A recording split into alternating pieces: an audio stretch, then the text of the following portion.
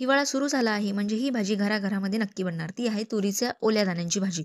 तर इथे मी तुरीचे ओले दाणे छानसे निवडून त्याला धुवून भाजून घेतलेले आहेत. त्यानंतर त्याला ओबड-धोबड कुटून घेतलेले आहेत आणि आता आपण बनवणार आहोत तुरीच्या ओल्या दाण्यांच्या भाजीचा मसाला. तर मसाल्यासाठी 2 कांदे, 1 टमाटा आणि लसणाच्या पाकळ्या आणि अद्रक असं छानसं भाजून घ्यायचं आहे. त्याचं वाटण करून घ्यायचं आहे. त्यानंतर कढईमध्ये तेल टाकून जिऱ्याची फोडणी करून हा वाटण केलेला मसाला आपण त्यामध्ये टाकणार आहोत. मसाला छानसा परतल्यानंतर त्यामध्ये मिरची आणि गरम मसाला टाकून घेणार आहोत. तुमच्याकडे जोही गरम मसाला असेल तो तुम्ही वापरू शकता. त्यानंतर आपण यामध्ये टाकणार आहोत ओबड कुटलेले तुरीचे ओले दाणे आणि त्यानंतर झाकण ठेवून 5 मिनिटं याला वाफ काढून घेणार आहोत. हे ह्यासाठी की तुरीच्या दाण्यांमध्ये तो मसाल्याचा फ्लेवर उतरतो. त्यानंतर आपण यामध्ये गरम पाणी टाकून छानसं या भाजीला उकळी येऊ देणार आहोत आणि इथे आपल्या तुरीच्या ओल्या दाण्यांची खानदेश स्पेशल भाजी रेडी आहे.